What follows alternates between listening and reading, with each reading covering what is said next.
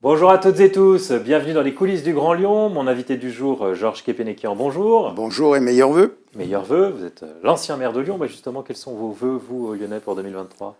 Ah ben de la sérénité, de retrouver le rapport à la vie, j'allais dire l'espérance, parce qu'on sort d'une période quand même compliquée. Notre environnement mondial est quand même anxiogène. Je ne parle pas que de l'environnement, les guerres qui sont revenues à nos portes, les guerres sont revenues après 70 ans de paix dans le monde, bon an, mal an, comme un nouveau moyen de réguler des problèmes et des tensions entre les peuples, entre les États. On pensait que plus jamais il y aurait des guerres de haute intensité, comme on le dit aujourd'hui. Donc, oui, qu'on retrouve un peu de sérénité, et puis que les inégalités dans notre pays s'améliorent. Vous voyez, la question dite sociale, j'utilise de moins en moins ce terme d'ailleurs parce qu'il est devenu valise.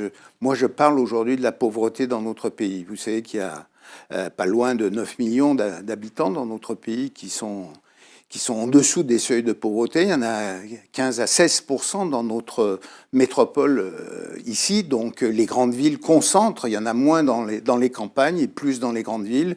Et ces questions sont pour moi prégnantes parce qu'elles touchent beaucoup de choses, mais peut-être on en dira un mot dans une minute. Alors, vous avez assisté aux vœux de votre successeur, Grégory Doucet, qui se met un petit peu dans les patins de ses prédécesseurs, pour le coup, en faisant les vœux aux Lyonnais, en faisant les vœux à la presse. Son discours des vœux aux Lyonnais pour 2023, vous en avez pensé quoi? Écoutez, j'y étais, donc je l'ai trouvé un peu, par rapport à le sujet qu'on a abordé, j'ai plus été marqué par les mots qui n'étaient pas dans son discours.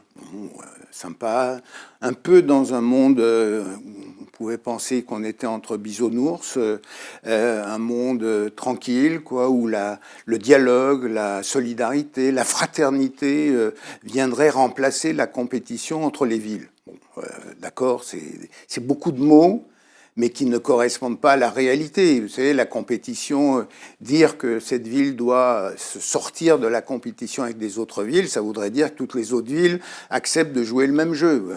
La compétition, c'est pas seulement faire du bling-bling, c'est aussi attirer des entreprises, c'est aussi développer de l'emploi, des étudiants, c'est développer le monde qui est autour de nous. Notre ville de Lyon a toujours été un carrefour du nord au sud, de l'est à l'ouest. Des soyeux sont allés aux confins de la Chine dès le XVIIe siècle pour voir comment on teintait la soie.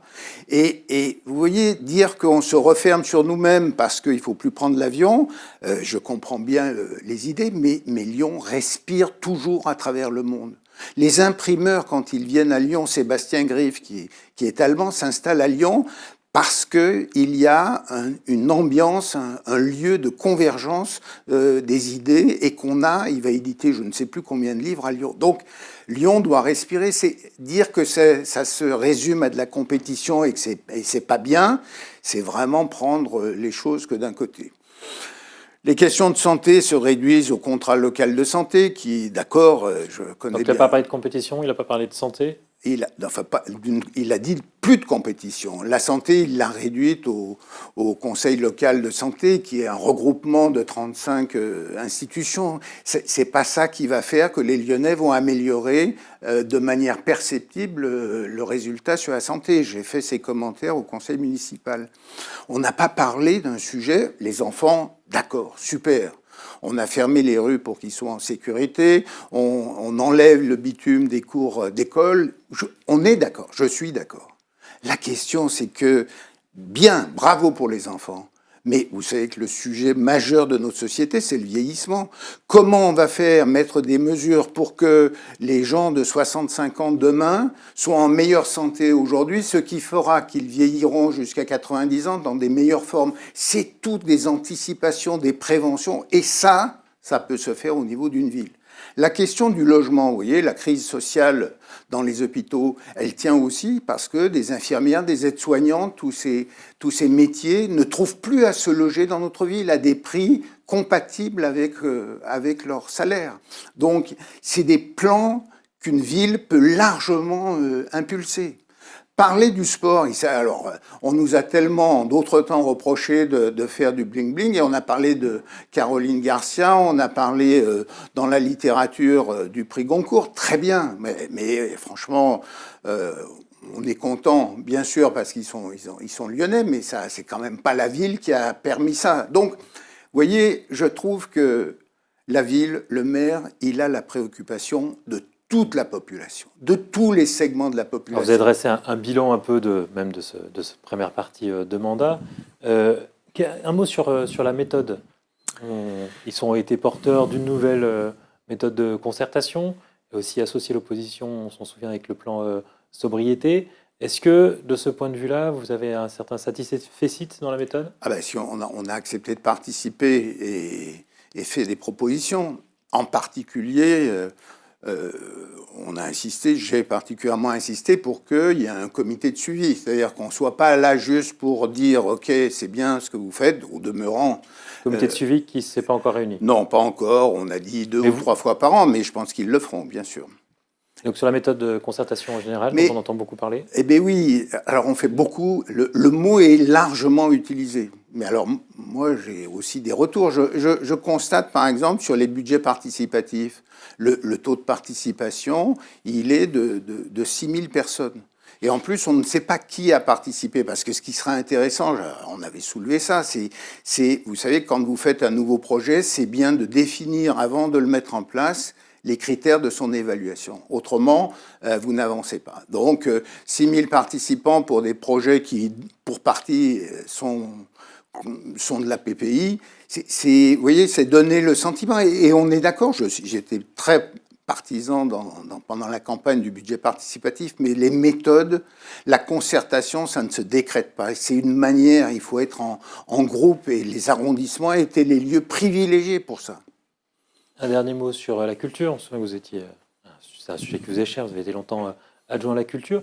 Est-ce que, de ce point de vue-là, Nathalie Perrin-Gilbert a réussi à se mettre dans votre succession? Est-ce que vous lui donnez un satisfecit sur sa gestion? Ah ben je pense qu'avec les moyens qui ont été maintenus, le soutien que la ville a apporté pendant la période Covid, je pense qu'elle travaille dans le bon sens. Après, il y a un côté d'enlever au gros pour donner aux petits qu'il faudrait bien ajuster, parce que ça ne marche pas aussi facilement.